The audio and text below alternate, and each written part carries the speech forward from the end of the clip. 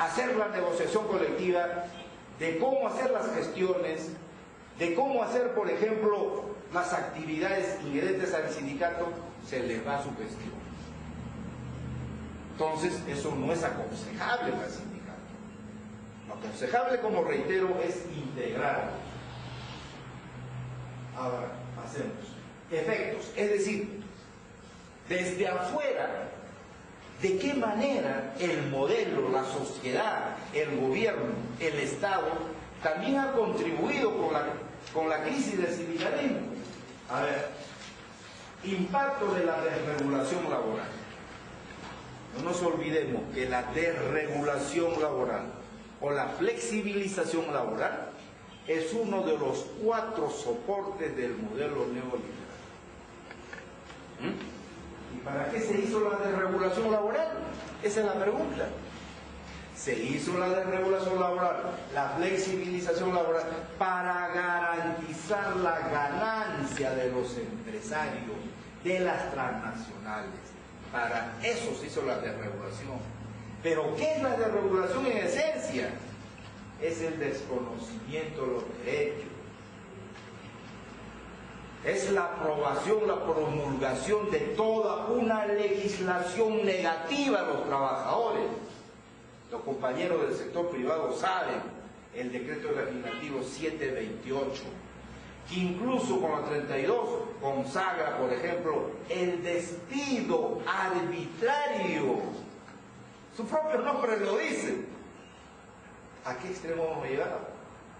Y en el sector estatal, donde el Estado es el peor precarizador, el SNP, Servicios No Personales se llamaba, ahora es el CAS. Es decir, tenemos toda una legislación que es contraria a nosotros. Por eso desde la CGTP hemos luchado por la Ley General del Trabajo. Y este gobierno no lo ha dado. ¿Por qué? Pero cuando se trató de dar una ley a los maestros, sí le dieron.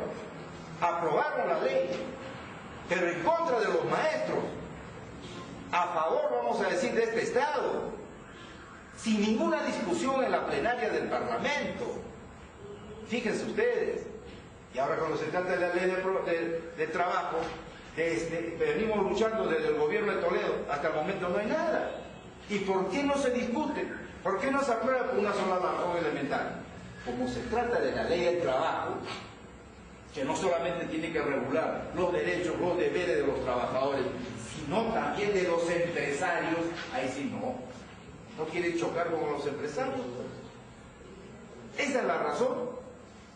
Esa es la mejor demostración que este gobierno tiene una política laboral en contra de los trabajadores y a favor de los empresarios. ¿Qué otra cosa ha hecho tambalear al sindicalismo clasista? Despidos masivos, servicios como forma de explotación cuasi esclavista del trabajo, sobreexplotación del trabajo juvenil, desocupación, subocupación, pobreza y pobreza extrema, etc. Estas también son consecuencias del perverso modelo neoliberal. No nos olvidemos que cuando Fujimori despide miles de trabajadores, ahí se van los mejores cuadros dirigenciales del movimiento sindical. Y ojo, colegas, un dirigente sindical no se hace de la noche a la mañana. Un dirigente sindical es fruto de todo un proceso de aprendizaje, de enseñanza. De manera preconcebida el gobierno despidió, obviamente pues para dejar huérfano el movimiento sindical. Pero tampoco eso fue todo. Hubo asesinatos, el de Pedro Wilca, que fue secretario general de la CGTP, y cuántos otros dirigentes más. Por otro lado, tenemos un Estado y un gobierno antisindicales y antilaborales. Dan leyes solamente en contra de los trabajadores. Gobiernos indolentes que han hecho, por ejemplo, del diálogo un ridículo, una mascareta. Aquí en el país, por ejemplo, ya nadie cree en el diálogo, porque ese diálogo está devaluado, está manoseado. ¿Y quién se ha encargado en quitarle ese poder, esa fuerza al diálogo? El gobierno. Firma actas, pero no cumple. Ese es el problema. Y eso es una generalización hoy en todo el país. Porque un buen mecanismo para llegar a entendernos como adversarios que somos es el diálogo, donde obviamente el acta que recoge los acuerdos contraídos se tiene que cumplir. Tenemos que honrar la palabra. De lo contrario, pues, ¿de qué estamos hablando? Ausencia de una cultura sindical, eso es claro. Como no hay cultura sindical, por ejemplo, de respeto al adversario, aquí los empresarios hacen tabla rasa de los trabajadores. Como no hay una cultura sindical del respeto al diálogo, a la palabra empeñada, esto es tierra de nadie. ¿Qué cosa dice Defensoría del Pueblo? No lo dice la CGTP, la Defensoría. Cerca de 300 conflictos en el país. Y todos ellos porque el gobierno incumple con sus compromisos. Esa es la mejor demostración. Otro efecto es el impacto de la... Ya hemos hablado de eso. El espontaneísmo. ¿Qué cosa es eso? El espontaneísmo es la ideología y la política dentro del movimiento sindical. Es decir, se han infiltrado en el movimiento sindical para romper desde adentro, para hacer estallar al movimiento sindical desde adentro. Carencia de recursos económicos. Obviamente. Por ejemplo, en el terreno estatal, no sé cómo será en el sector privado, debe ser igual, el Estado ha dado una serie de leyes para no dar paso a la cotización sindical. La cotización sindical es un derecho. Yo, por ejemplo, como afiliado a SUTE tengo que pagar tengo que cotizar, pero previa solicitud anual, mi cotización de 10 soles a mi gremio. Pero todos los maestros no tienen esa conciencia.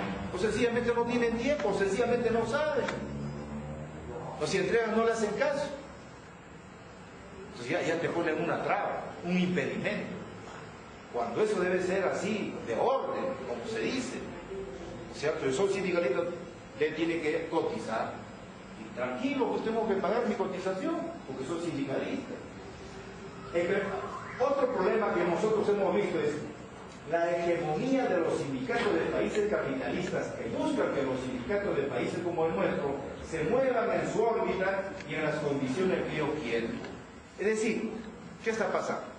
En el mundo, por ejemplo, vamos a decir Alemania, hay un movimiento sindical, pero ese movimiento sindical no practica el movimiento sindical clasista de nosotros. Es un movimiento sindical que busca la conciliación de clases. Probablemente ellos ya habrán llegado seguramente a ese estadio, creerán de que esa es la mejor salida, porque tendrán pues un gobierno que respete sus derechos, pero en el caso nuestro no. Aquí se avasallan los derechos. ¿Cómo yo puedo hacer una conciliación con el gobernante si el gobernante está tratando de reducir, desconocer la libertad sindical, la negociación colectiva, la cotización sindical, la propia sindicación? Entonces yo no puedo hacer eso. Pero el movimiento sindical te dice eso, que en los grandes países hay que ser más tolerantes, no hay que buscar la confrontación con el gobierno, hay que dejar que los gobiernos también hagan su papel, hagan su tarea, etc. Está bien que hagan, pero que me respeten a mí, pues. Una cosa es Alemania, otra cosa es el Perú. Una cosa es Estados Unidos y otra cosa es el Perú. En Estados Unidos también los trabajadores están luchando, pero obviamente ahí en ese país, por los problemas culturales, por el problema de conciencia, etc., ellos tienen mayor nivel de afiliación. Aquí no, pues. La afiliación en honor a la verdad es 8.97 de la PEA, nada más. Muy bajo. No llegamos ni siquiera al 10%. Entonces, pasamos ahora. ¿qué retos y desafíos tenemos como movimiento sindical? El primer